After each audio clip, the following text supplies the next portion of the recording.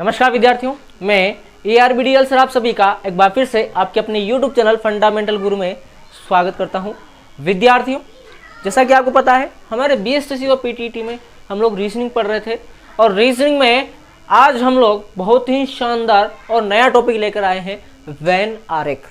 When आरेख को अपन शुरू करेंगे। उससे पहले बता दूं कि जो भी विद्यार्थी हमारे इस चैनल पर नया है या अभी तक चैनल को सब्सक्राइब नहीं किया है तो सबसे पहले आप वीडियो को लाइक करें, उसके बाद चैनल को सब्सक्राइब और बेल आइकन को प्रेस करें ताकि जितने भी लेटेस्ट वीडियो होंगे उसके नोटिफिकेशन सबसे पहले आप तक पहुंचेंगे। और जितना हो सके अपने ज़्यादा से ज़्यादा दोस्तों में इस क्लास को जरूर शेयर कीजिएगा। और यदि हाँ किसी को लगता है कि ये क्लास हमारे लिए हेल्पफुल नहीं है तो भी आप रुक जाइए, पूरी क्लास देखें। पूरी क्लास देखने के बाद में यदि आपको पसंद आए तो इसको सब्सक्राइब करके बेल आइकन को प्रेस कर देना, नहीं तो कोई बात नहीं है। चलते हैं, बिना देरी करते हुए वीडियो की शुरुआत करते हैं और बात करेंगे आप आज अपन वेन आरेख की। तो देखिए यहाँ पर अपने को देखना है वेन आरेख कितने प्रकार के होते हैं, बेसिकली ये देखना है। तो वेन आरेख हमारे यहाँ पर दो प्रकार के होते हैं। कितने प्रकार के होते हैं वेन आरेख? दो प्रकार के होते हैं। कौन कौन से? सामान्य वेन आरेख और दूसरा होता है तार्किक वेन आरेख। सामान्य वेन आरेख को बोलते हैं नॉर्मल वेन आरेख और तार्किक वेन आरेख को बोलते हैं लॉजिकल वेन आरेख, वेन या वेन डायग्राम। ठीक है, अब देखिए सामान्य वेन आरेख की बात करें तो सामान्य में क्या होता है, इस प्रकार के प्रश्नों में आपको एक आरेख दिया जाता है। आपको एक आरेख दिया जाएगा और जिसका ध्यानपूर्वक अध्ययन करते हुए आपको उस आरेख का ध्यानपूर्वक अध्ययन करना है और प्रश्नों के उत्तर देना होता है। क्लियर है? ये किसकी बात है? ये सामान्य वेन आरेख की बात है। जबकि बात करें हम लोग तार्किक वेन आरेख की, तो इस प्रकार के प्रश्नों में कुछ शब्द दिए जाते हैं। आपको क्या दिए जाएंगे? शब्द दिए जाएंगे। उन शब्दों का आपस में संबंध निर्धारित करते हुए आरेख बनाना होता है और आरेख बना के उसके आंसर्स अपने को देने होते हैं। तो ये सामान्य और वेन हो गया। वेन में तो क्या होगा, सीधा आपको डायग्राम होगा और आंसर देने होंगे। और लॉजिकल में क्या होगा, आपको शब्द दिए जाते हैं और शब्दों से आपको क्या करना होता है, आपको आंसर निकालना पड़ता है। चलिए यहाँ तक क्लियर है? तो फटाक से स्क्रीनशॉट लीजिए, फिर बढ़ते हैं आगे। अब बात करें अपन यहाँ पर सबसे पहले सामान्य वेन आरेख की। तो सामान्य वेन आरेख कुछ इस प्रकार से होता है। देखिए कैसे बनता है आपका, जैसे मान लीजिए ऐसा है,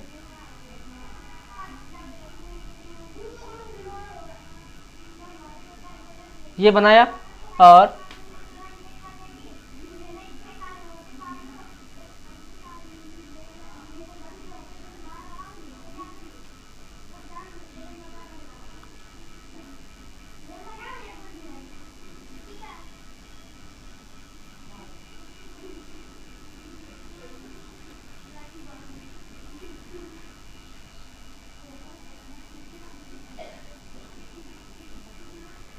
इस पे नंबरिंग कर देंगे। ये हो जाएगा आपका 7, ये 4, 3, 6, 8, 5, 9। ठीक है, 3, 4, 5, 6, 7, 8, 9। यहाँ पर ये हो जाएंगे आपके बेरोजगार, ये हो जाएंगे आपके शिक्षित और ये वाला हो जाएंगे आपके ग्रामीण। ठीक है, ये वाले क्या हो जाएंगे, ग्रामीण। अब देखिए इसमें आपको समझने वाली बात है, ये जो आपको वर्ग आयत जैसा कुछ दिख रहा है इसको हम बेरोजगार बोलेंगे। जो आपको व्रत जैसा दिख रहा है वो आपका शिक्षित हो जाएगा और जो त्रिभुज जैसा दिख रहा है वो क्या हो जाएगा, ग्रामीण हो जाएगा। इसमें अपने को संबंध देखना है तो देखिए किस प्रकार से निकालेंगे।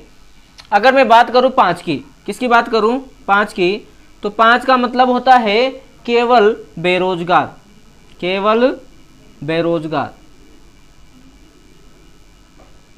क्योंकि देखो ये जो 5 है ये किसी के अंदर नहीं आ रहा है, सिर्फ किसके अंदर आ रहा है, आयत के अंदर आ रहा है। और आयत का मतलब क्या होता है, बेरोजगार। तो मतलब क्या हो गया इसका, केवल बेरोजगार।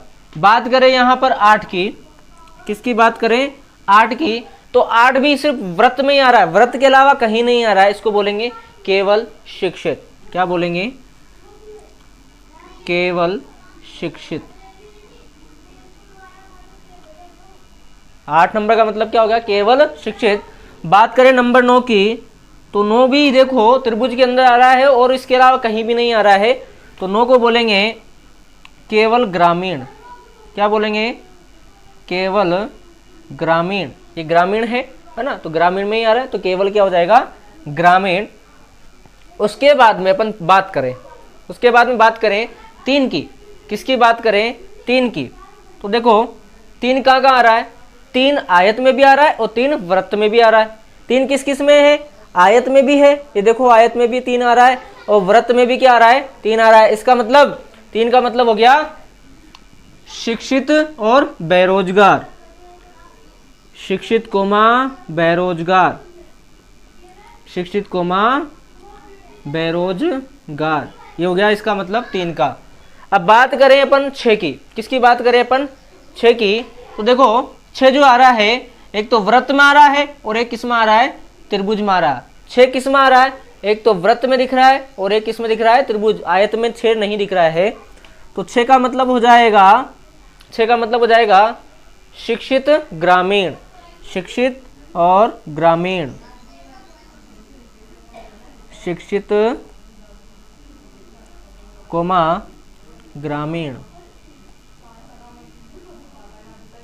शिक्षित ग्रामीण 6 में हो गया। उसके बाद बात करें 7 की। किसकी बात करें? 7 की। तो देखिए जो 7 है ये आपके आयत में आ रहा है और किस में आ रहा है? त्रिभुज में आ रहा है। वृत्त के बाहर है। किस किस में आ रहा है? आयत और त्रिभुज में। तो आयत का मतलब तो हो गया बेरोजगार और त्रिभुज का मतलब हो गया ग्रामीण, तो बोलेंगे बेरोजगार ग्रामीण। एक तो बेरोजगार और एक हो गया ग्रामीण। और यहां पर सबसे इंपॉर्टेंट बात 4 की बात करें तो 4 को देखो, 4 आयत में भी आ रहा है, बिल्कुल है। वृत्त में भी आ रहा है, बिल्कुल है। त्रिभुज में भी है, बिल्कुल जी। तो 4 जो है वो तीनों में आ रहा है, तो 4 को बोलेंगे बेरोजगार, बेरोजगार ग्रामीण और शिक्षित। बेरोजगार ग्रामीण शिक्षित। तो इस प्रकार से हम क्या करेंगे? इसमें संबंध निकालना सीखेंगे। अब अपन सीधा इसके बाद प्रॉब्लम्स की बात करेंगे। तो यहां तक समझ में आ ही गया होगा आपको, तो फटाक से स्क्रीनशॉट लीजिए। पर बढ़ते हम लोग सीधा प्रॉब्लम की ओर।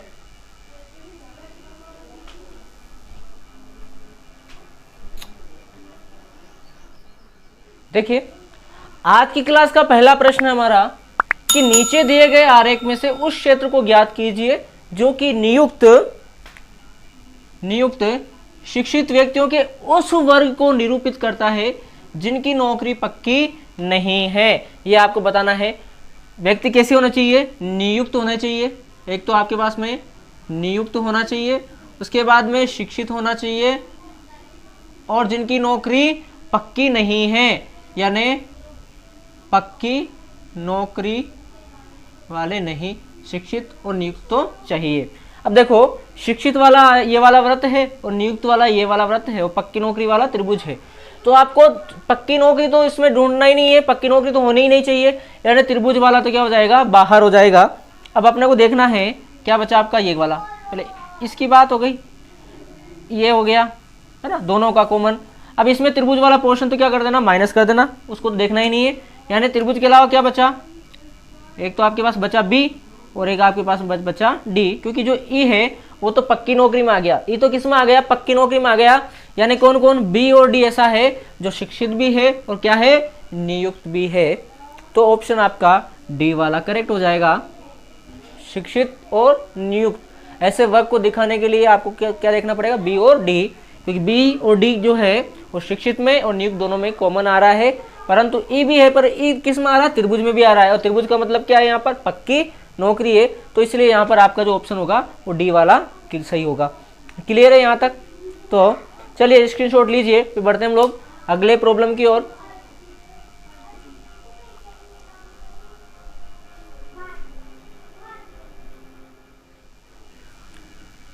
देखो यहाँ पर प्रश्न संख्या 2 और 3 की बात करें तो ऐसे लिपिक जो केवल स्नातक हैं निम्न में से कौन से अक्षर के द्वारा निरूपित किया जाएगा? आपके पास में लिपिक भी होना चाहिए और स्नातक भी होना चाहिए। तो देखो स्नातक के लिए तो ये रहा और लिपिक के लिए ये रहा, यानी इन दोनों वृत्तों में देखना है आपको ऐसा जो स्नातक भी है और लिपिक भी है ना। परंतु आपको याद रखने यहाँ पर कि वो सरकारी नहीं होना चाहिए, है ना, सरकारी के यहाँ पर कोई जिक्र नहीं कर रखा है, इसलिए ऐसा कौन सा अक्षर दिख रहा है अपने को, ई वाला दिख रहा है। कौन सा अक्षर दिख रहा है, ई वाला। तो ऐसे लिपिक जो क्या है स्नातक भी है, तो ऐसा कौन सा आ रहा है, ई वाला। तो ऑप्शन आपका कौन सा हो जाएगा, ए वाला सही है कि इसमें कितना है, ई है ना। और इसी डायग्राम पर अगला क्वेश्चन है ये वाला कि ऐसे लिपिक जो सरकारी कर्मचारी हैं लेकिन स्नातक नहीं है। सरकारी कर्मचारी तो होना चाहिए लेकिन स्नातक नहीं होना चाहिए। तो लिपिक ये रहा और सरकारी कर्मचारी ये रहा। तो लिपिक और सरकारी कर्मचारी ये है। अब ये स्नातक वाला ये वाला व्रत, तो स्नातक की बोला स्नातक नहीं होना चाहिए, यानी जो एच आ रहा है ये स्नातक है, तो स्नातक नहीं होना चाहिए। तो इसके अलावा क्या बचता है, इसके अलावा बचता है आपका जी। क्या बचता है, जी, यानी ऐसे लिपिक जो सरकारी कर्मचारी तो है लेकिन स्नातक नहीं है, ऐसे कौन से आगे, जी में आ गया। तो ऑप्शन आपका कौन सा हो जाएगा, बी वाला सही है। क्या आ जाएगा आंसर, जी, है ना। यानी ऐसे लिपिक जो सरकारी कर्मचारी तो है लेकिन स्नातक नहीं है, तो स्नातक को अपन ने क्या कर दिया, साइड में कर दिया। तो ऐसा कौन सा बचा अपने, जी बचा। क्या बचा, जी बचा। क्लियर है, यहाँ तक समझ में आ गया, समझ में आ गया। तो यहाँ तक स्क्रीनशॉट लीजिए, फिर बढ़ते हैं हम लोग अगली प्रॉब्लम की ओर।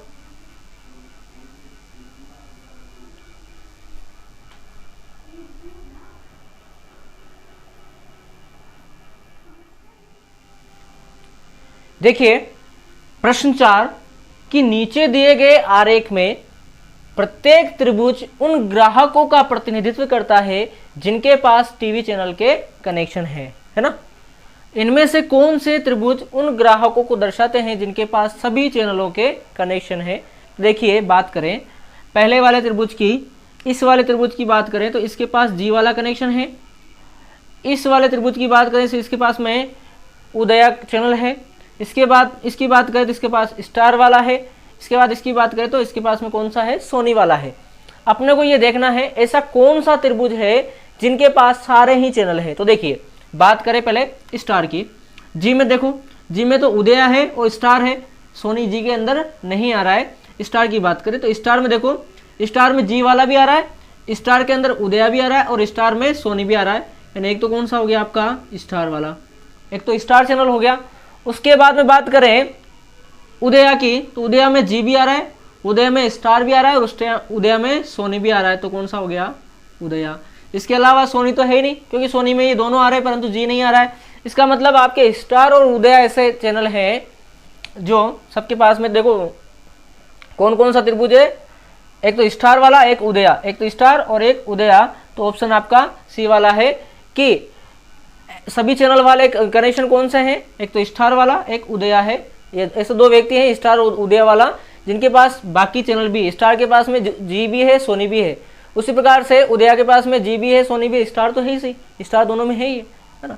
तो इस प्रकार से इसका आंसर कौन सा हो जाएगा, स्टार और उदया। क्लियर है यहाँ तक। चलिए बढ़ते अपन आगे, यहाँ तक खड़का ले स्क्रीनशॉट, बढ़ते अगले क्वेश्चन की ओर।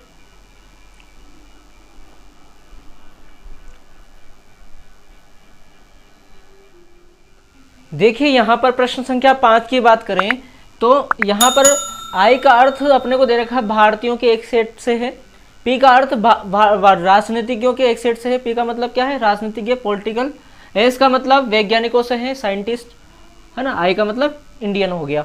तो देखिए भाग ए जो है वो किस प्रकार के लोगों का प्रतिनिधित्व करना है, आपको ये बताना है कि ए का मतलब केवल भारतीय राजनीतिज्ञ हैं या राजनीतिज्ञ तथा भारतीय हैं, वे भारतीय जो राजनीतिज्ञ और जो वैज्ञानिक भी हैं या केवल वैज्ञानिक है। तो देखिए यहाँ पे देखो, इस एस का मतलब है वैज्ञानिक, एस का मतलब क्या है, वैज्ञानिक या साइंटिस्ट। आई का मतलब है इंडियन या भारतीय, इंडियन या भारतीय। और पी का मतलब है राजनीतिज्ञ या पॉलिटिशियंस, है ना, राजनीतिज्ञ। तो अपने को देखना ए, तो देखो भाई ए कहाँ आ रहा है, ए इन सब के बीच में आ रहा है, ए इन सब के बीच में आ रहा है। ए इस व्रत में भी आ रहा है, ए इस व्रत में भी आ रहा है और ए इस व्रत में भी है। मतलब कि ए का मतलब वैज्ञानिक भी है, भारतीय भी है और राजनीतिज्ञ भी है और भारतीय भी है। तो हमें ऐसा ऑप्शन देखना है कि जिसमें तीनों हो। तो देखो इसमें तो केवल राजनीतिज्ञ है तो ये नहीं हो सकता, इसमें राजनीतिज्ञ और भारतीय इसमें ये भी नहीं हो सकता। और वे भारतीय राजनीतिज्ञ जो वैज्ञानिक भी हैं, तो ऑप्शन सी वाला आपका मैच करेगा, यानी वे भारतीय राजनीतिज्ञ जो वैज्ञानिक भी हैं, तो ए उस वर्ग को निरूपित करता है। यहां तक क्लियर है, समझ में आ गया है? तो जल्दी से स्क्रीनशॉट खड़काओ। और अभी तक वीडियो को लाइक नहीं किया, जल्दी से वीडियो को लाइक भी करते चलिए खड़का ले स्क्रीनशॉट।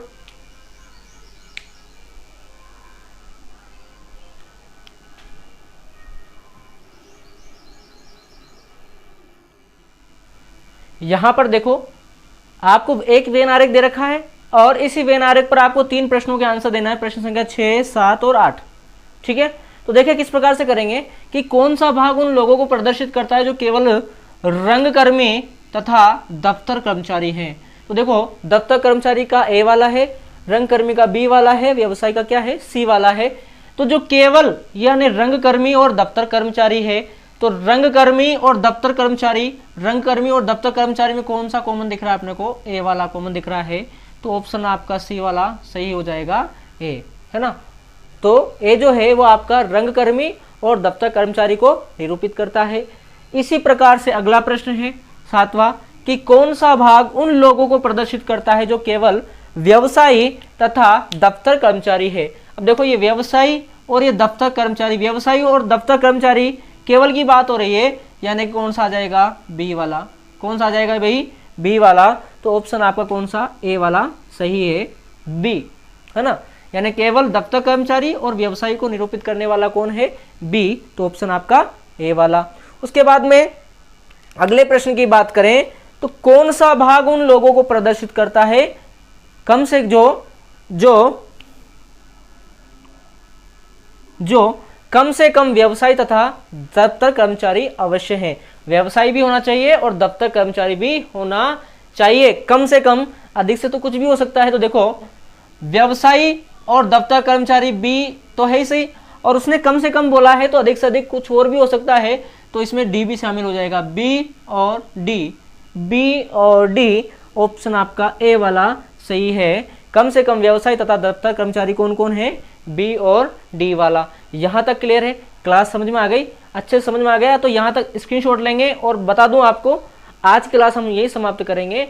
अब वीडियो पसंद आ गया हो तो इसको लाइक करके चैनल को सब्सक्राइब और बेल आइकन को प्रेस कर दे, ताकि जितने भी और नए वीडियो होंगे उसके नोटिफिकेशन सबसे पहले आप तक पहुंचेंगे। और जितना हो सके अपने ज़्यादा से ज़्यादा दोस्तों में इस क्लास को शेयर जरूर कीजिएगा। अब दीजिए मुझे आज्ञा, चलता हूँ। जय हिंद, जय भारत।